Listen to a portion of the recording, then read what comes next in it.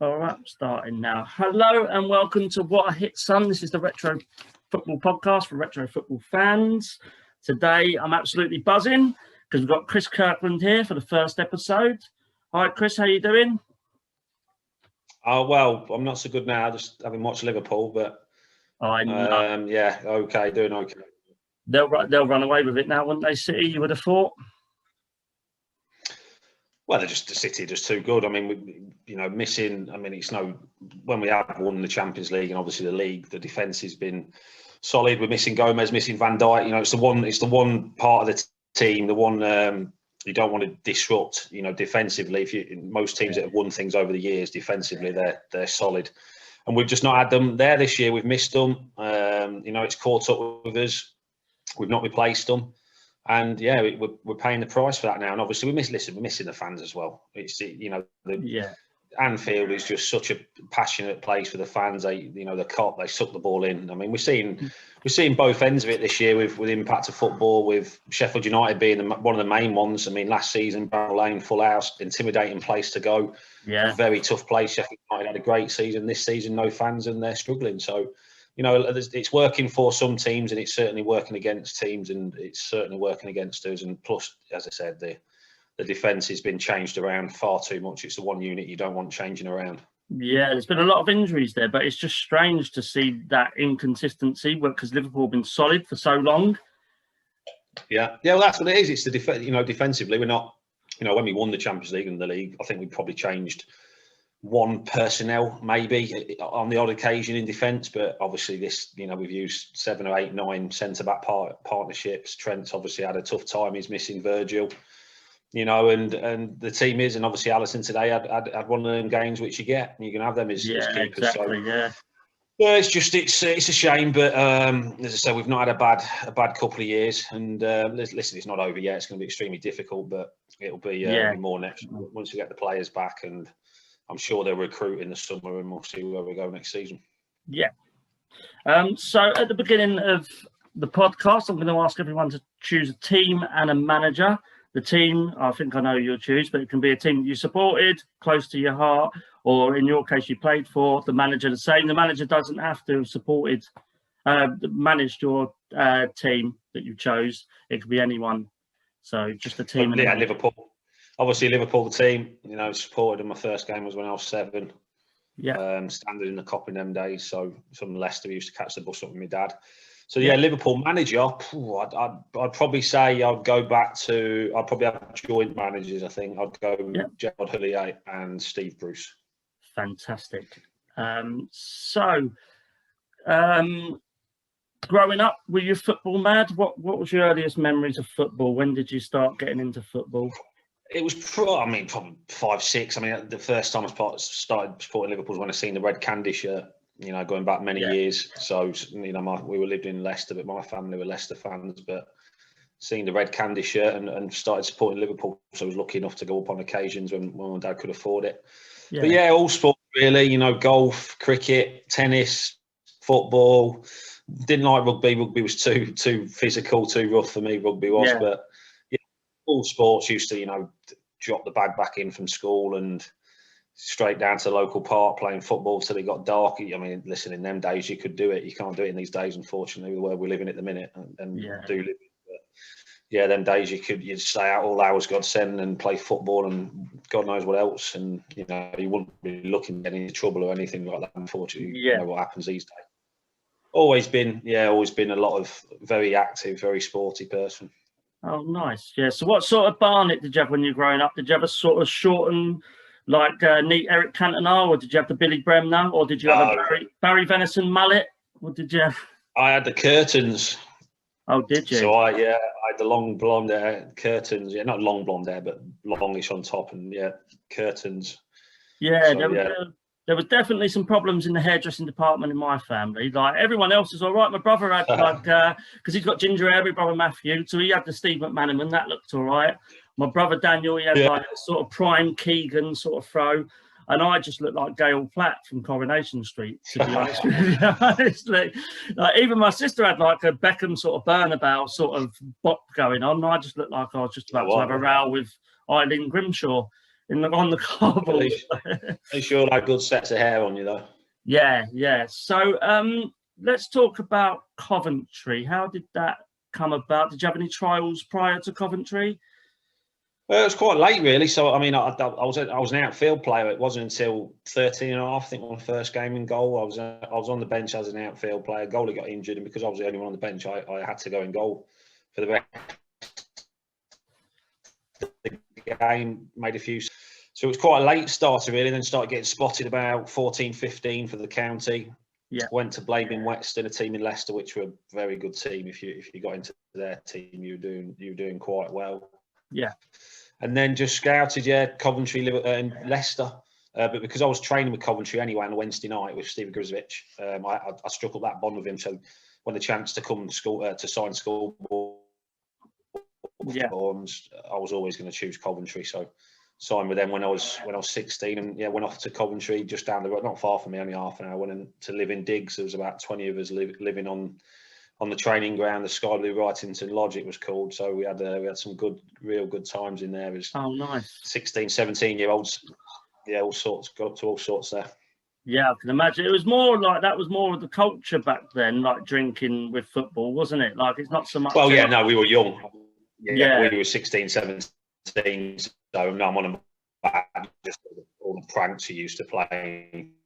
You know, we all used to stay in the same building. Yeah. You know, playing tricks on each other, but it was something we did really overachieve, really. But it was only because of our team spirit and the coaches we had at Coventry that we did extremely well as a youth team. And it was great time, great couple of years with the youth team. Yeah. Oh, good. Yeah, because you read about the old times, and you it's publicised at Manchester United. So I read, I think it might have been Keane said that they beat Blackburn 3-1 with hangovers. And you hear about Arsenal, Ray Parlour, and all that. Like they said, they used to go out on the drink. It was different sort of way. Yeah, it was true. I mean, the first, back then with the Coventry, obviously, you had. I mean, we were in the youth team, but back then the drink, you'd go out as on probably a Tuesday and a Saturday as first teamers, and obviously we were in the youth team, so we didn't do. We used to go out with the youth team at the weekends, but. Yeah, it was a different culture back then, and I don't think it was probably around 2001, 2002 where it probably started to change a little bit more. Yeah. But even when I was at Wigan in 2006 to 2010, we used to go out not every week, but we used to go out on only during the right time, never during the week. Yeah. We used to because you need to do it for team spirit. So we used to go out, for meals or whatever, and a few beers, but it's definitely changed since 2010. I think it's changed a lot since then. We know alcohol's obviously extremely bad, and the pace of the game now, and how many games you have to play. You've got to put the right stuff into your body. Yeah, exactly. Yeah. So your Coventry, do you remember much about your first day at Coventry, your trial? Well, I remember signing schoolboy forms. So I remember we all went down to sign on the same day. There was about 18 of us, 16-year-olds. So that's where I met my best mate now, Nick Egley. He'd come up. He's not far from you, actually, Maidstone down in Kent. So nice. We go on holiday all the time as families together now. So met my best mate down there. So I'll always be grateful for that. But just nervousness, excitement. Obviously, in the youth team, you used to do all the jobs as well back then. The lads don't have to do them now. The youth team, we used to have to clean all the balls, the kit. Boots, everything. So it was a great learning curve, and seeing the players like Dion Dublin and Gary McAllister and Paul Williams, Richard Shaw, Huckabee. We had some brilliant players in the first team. Was John Hartson? So it was great just to see them train. Yeah, Hart's come as well. He was So I mean, for me to start with, seeing them train and play, and then obviously getting involved with the first team, pretty quickly, and then playing for the first team. I was lucky. It all happened within 2 years, really, signing youth team for them. So I was the number one goalkeeper. So it was, it was a great club. It was a really good club. I mean, it's just a shame, obviously, when we got relegated in 2001. Yeah, the club never recovered, really. I mean, it's doing well now, obviously, back in the Championship, but the club never recovered for 20 years. Yeah, I love Hartson. I think he's a very underrated player in the Premiership. Like his first season at one, because he only played like 12 games or something for Coventry, did he? He didn't play a lot of games for Coventry. Yeah, then I think he got sold, didn't he? Then I think when we got relegated, he got sold, and Yeah, he was a good lad though, John. Real handful to play against. Great lad in the dressing room. Yeah. Extremely good player. You know, he was a big boy. He had to work at his fitness. He was a big boy. Yeah. You know, liked a beer, but yeah, he was a very good signing for us. Because his first season at West Ham, he was prolific. Like, I think he only came behind Andy Cole. I think he only come behind in the scoring. And I read that he was sort of linked with United. I think he would have done well at United. He definitely got chances. Yeah, he would have done. Yeah, he was just an old-fashioned centre forward, weren't he? Back in the old days, that when that was the style of play. If you had a big lad up front, which, you know, with Hearts he certainly was, but he could play a lot as well, and he knew where the net was. Yeah, definitely. So you played. Was your debut in the League Cup? Yeah, against Tranmere. Yeah, I think we won or lost to it. I think I come on at half time, but my Premier League debut was on the Saturday against Tottenham, so we won that 2-1. Lucky enough to got man of the match in that game. So they had some, you know, Sheringham, Redbroth, Ferdinand. They had some pretty good players. But yeah, we won 2-1, and yeah, things progressed pretty quickly. So yeah, managed to get in the team, and unfortunately got relegated in that year.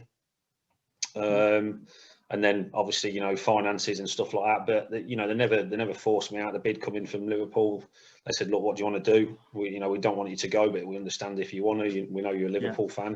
But it was hard. It was really hard leaving Coventry. Been in the area, didn't really want to leave the area. Yeah. But it was, you know, it was Liverpool and the team I've always supported and, you know, watched as a kid. It was, yeah. I mean, it is hard as it was to leave Coventry. It was the only team I'd have left Coventry for at the time. I wouldn't have gone to anybody else. So did you have anyone else in for you, or Arsenal in for you? Yeah, there was a couple of rumours about them, and obviously we got relegated, so the price come down. But I would have not only ever leave in for Liverpool. Liverpool, the only ones that bid the amount of money as did. So never any regrets about not going to Arsenal then, like at all? No, I mean, listen, I don't think they put bid in. I know they're interested, but I don't know if the bid come in or not. But the Liverpool bid the amount that Coventry accepted, and the rest is history. Yeah. So when you went 6 million, you were the most expensive British transfer goalkeeper, weren't you, at the time? So I believe, yeah, that's what they say. Yeah.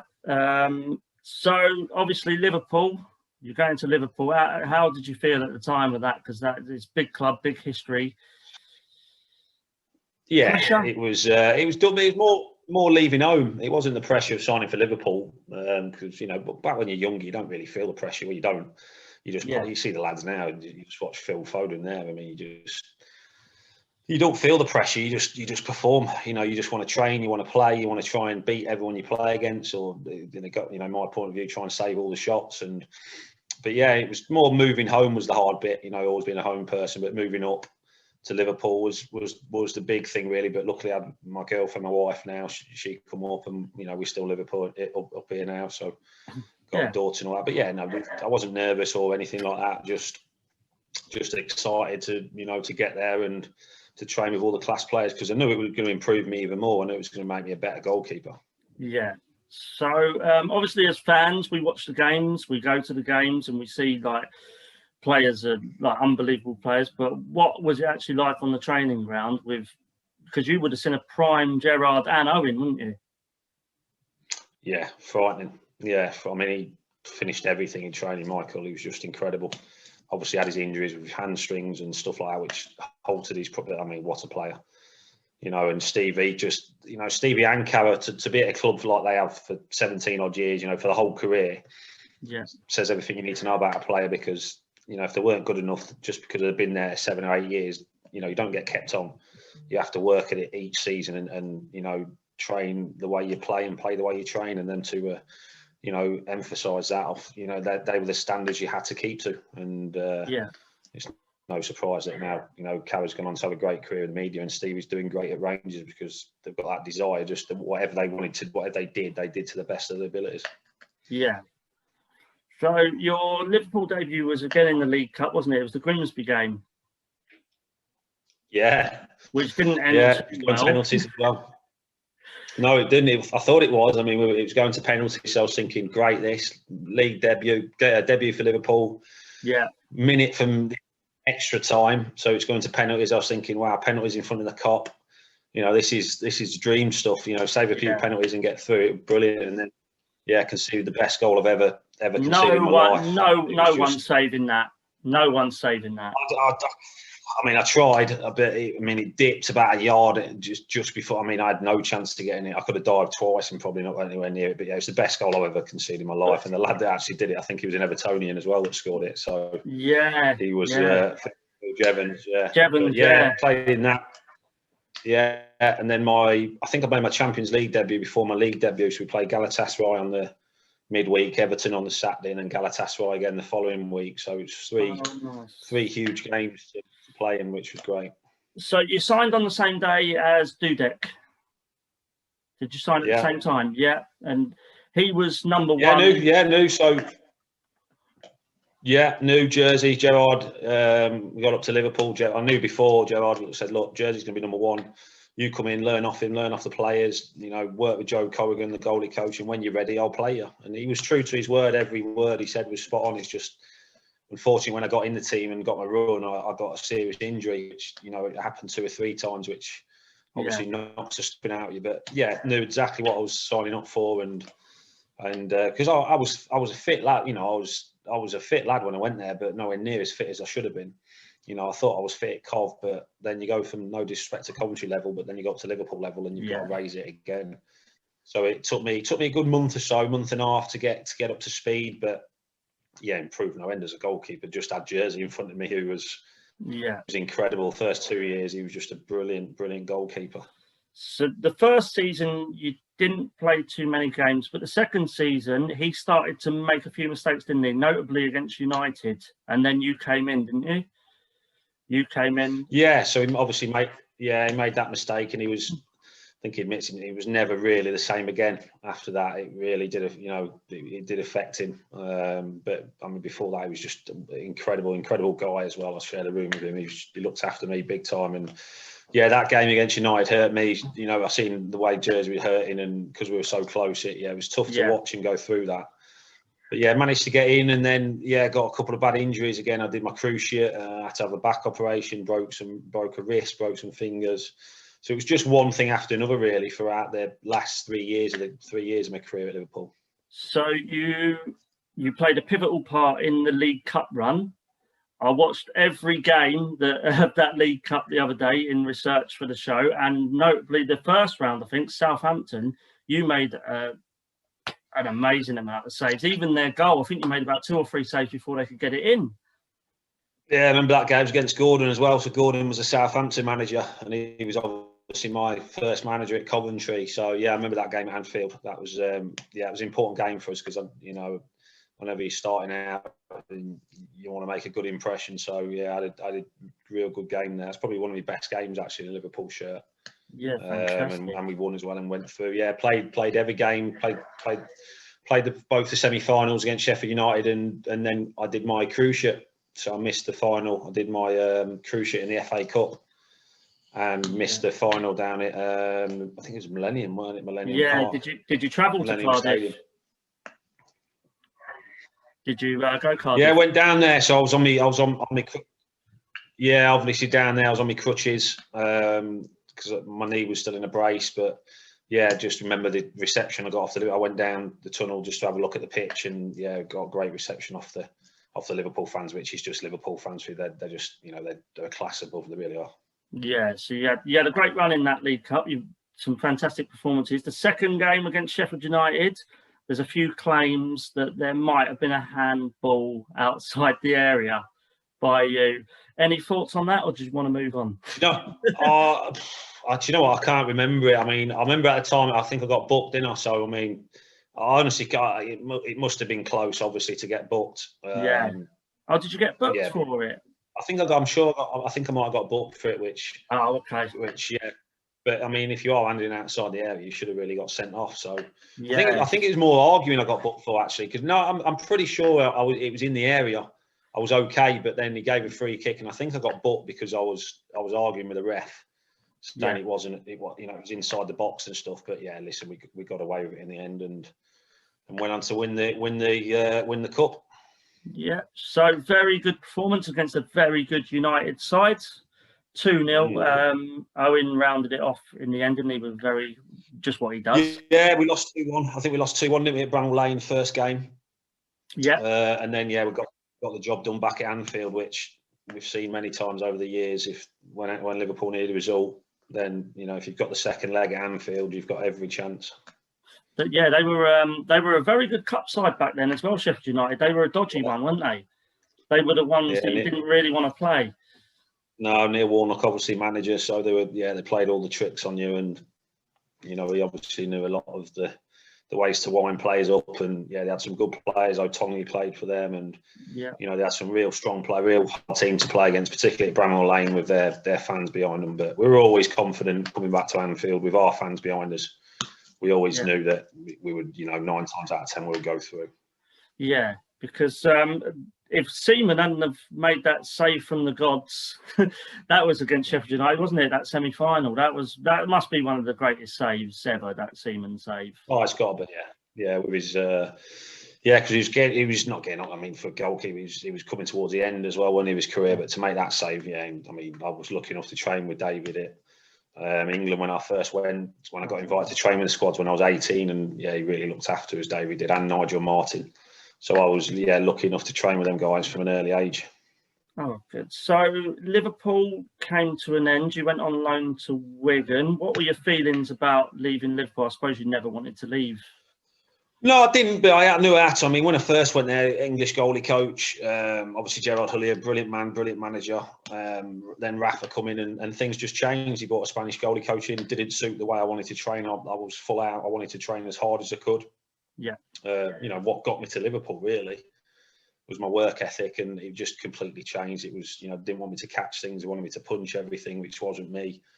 So I knew it was not going to end well at all. And then Rafa said, I want a foreign goalie, and signed Pepe Reina, which was listen, you can't argue with that. It was a brilliant signing for Liverpool. But knew I had to go somewhere that had a British goalie coach and a British manager again. So I went to Wigan. Paul Joel, Gary Walsh was the goalie coach, and as soon as I walked through the door, things just clicked straight away. Yeah. And I was there 6 years. The first 4 years was the best I've played during my whole career. The 4 years I was there, I played 150 odd games on the spin. And won Player of the Years, and everything was great. And then unfortunately Brucey left, and Roberto Martinez come in and bought Spanish goalie coaching again, and things just went back to square one. I just knew where it was ending. Knew where it would end up, and for 2 years I didn't play much at all. We preferred another keeper to us, which is fine. These things happen in football. But I knew again when I left Wigan, I had to go to a team that had a British goalie coach and a British manager, and went to Sheffield Wednesday. And again, Andy Rhodes was the goalie coach. He rang me and said, look, I know what you need. I know the way you need to train. He said, you'll be fine here. And as soon as I went there again, things just clicked back in again, and I won Player of the Year first season, played every game. And I was there for 3 years. Oh, fantastic. So you had a stint at Leicester. That's your home? Yeah, briefly. When I was at Wigan, I mean, Roberto said, look, go out and get some games. The only reason I did it was because obviously my family were down there, and, going back to Leicester, I thought it could reunite me. But things didn't work out. Well, I got a back injury as soon as I turned up, really. Yeah. And the travelling and staying in hotels wasn't helping at all, because my wife and daughter stayed up here in Liverpool because she was at school. Oh, okay. So it just didn't work out. Yeah. Okay. So at Wigan, you were because you played with Heskey twice, Liverpool and Wigan. Mm. What was he like? Great player, diamond of a bloke. Still, good mates to this day.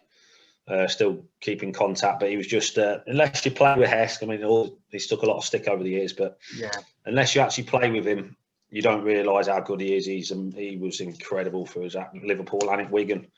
And Michael Owen always says the best striker he's played with his Emileski, and that says everything you need to know.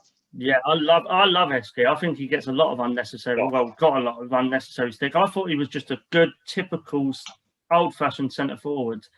Oh, he was brilliant, and he was a great guy as well. Great guy, one of the nicest people you'll meet, and so down to earth. But when you play with him, he was the first name on my team sheet every single week, particularly at Wigan. If I knew S was in the team, then I felt a lot more confident we were going to get a result. Also, I wanted to ask you, when you joined Liverpool, was Anelka at Liverpool? Were you there when Nicholas Anelka was there? Yeah. So I think Nicholas Cornwall, he was there. Yeah, I was there with Nicholas. Yeah. Because when I remember, like when I was a kid, obviously watching football, he was great, pace, finish, everything. He was great. But the main thing I remember about him was being a little bit the way he left Arsenal and then with his French team, like someone that like worked with him. Like, what was he actually like? Did you have a good relationship with him, or no problem whatsoever? Kept himself to himself. Yeah. No issues in the dressing room. You know, quiet lad. Trained hard, trained well. Yeah, no one had any problems with him at all at Liverpool. Oh, fantastic. No. So you chose Liverpool, of course, as your team. Your managers, you chose Gerrard and Steve Bruce. Can you just tell us a little bit about why you chose them and why they're special to you as managers? Yeah, well, obviously Gerrard gave him my dream, you know, to play for Liverpool, and just the way he was as a man, as you know, and a manager, he was a proper manager that looked after you, always asking about your family, always asking if you needed anything off the pitch, just proper took care of you.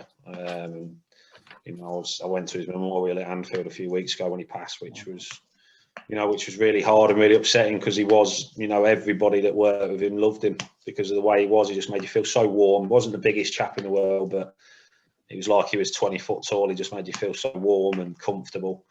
And Steve Bruce was just, you know, that's the best I played during my career under him as manager. You know, again, the man management style, the way he believes in his players, the way his team talks, and, you know, he just makes you want to play for him. He just makes you want to train for him and play for him. So them two would be a formidable partnership. Fantastic. So we're on a bit of limited time, so we'll wrap up shortly.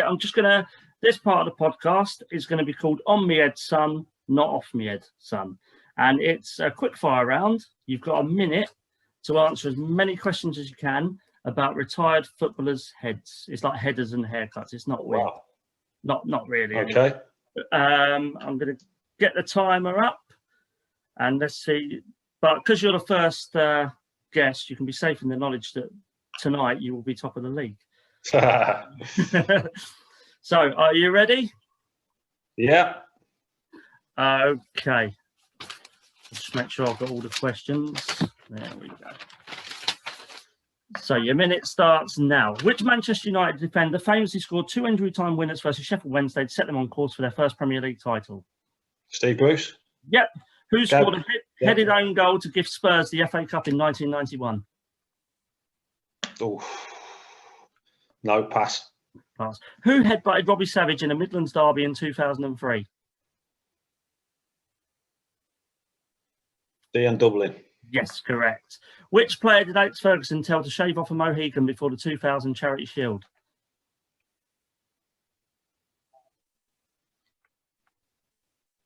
David Beckham. Correct. Who headed the ball over his own, past his own keeper while playing for West Ham in the FA Cup against Stockport? Rio Ferdinand. No, it's Ian Dowie. Who headed Wimbledon to victory in the 1988 FA Cup final versus Liverpool?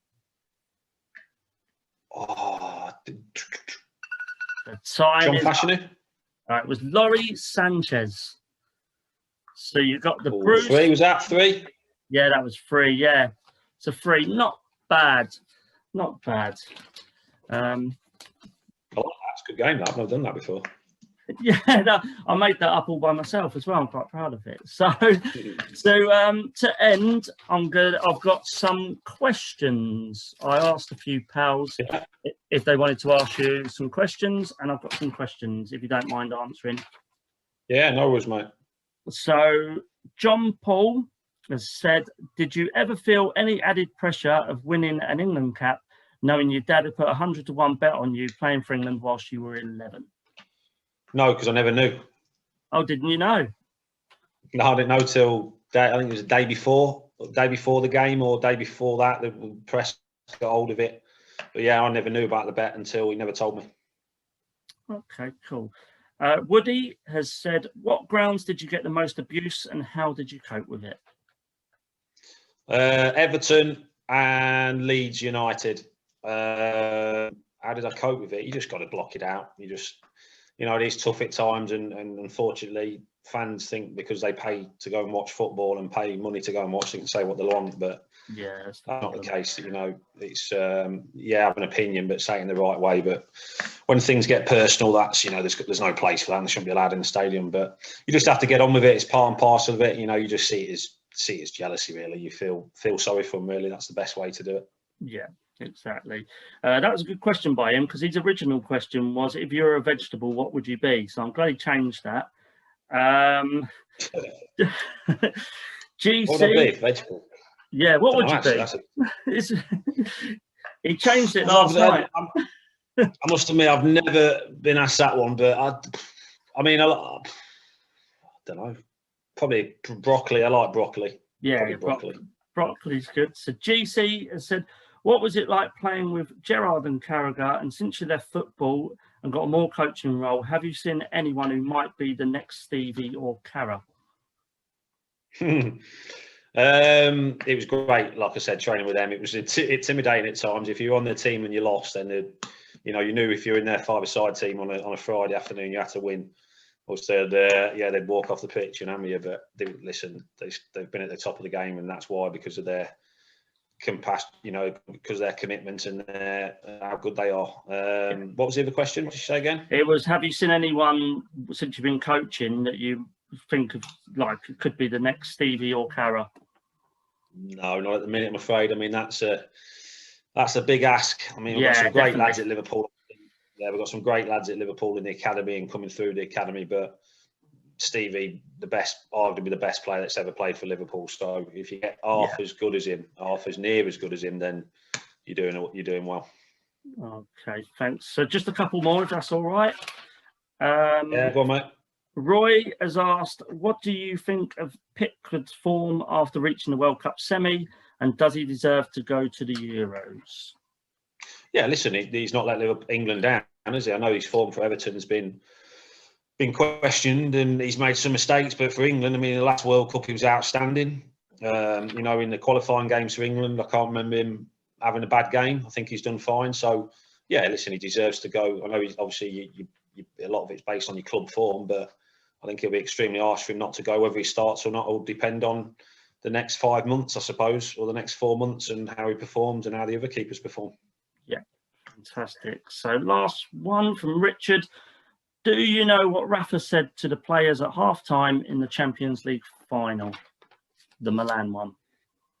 No, I don't. No, I wasn't in the changing room. No, we was there. We was in the stadium, but no, I wasn't in the dressing room at half-time. No.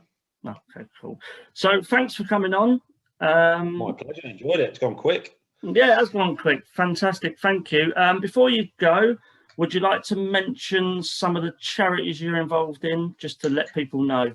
Yeah, so obviously the Liverpool Foundation, who I work for now, they do some incredible work in the community. You know, they run 26 different projects all across Merseyside, helping every kind of, you know, everybody that you can think of all over Merseyside, kids, adults, you know, veterans, everybody. So they do amazing work. So delighted to be with them. Obviously, YAPA, who I'm involved with, Mental Health Act with Jack Knowles. You know, no likes, no photos. It's all about communication. There's big updates coming for that. Yeah. Parkland Place, the place that I went to, obviously, when I was struggling with mental health. Parkland Place, North Wales, great place as well. Yeah, so, but yeah, it's all on my Twitter. All the things that I support and doing stuff's all on my Twitter as well. Fantastic. Well, thanks for coming on, mate. My pleasure. And have a nice evening.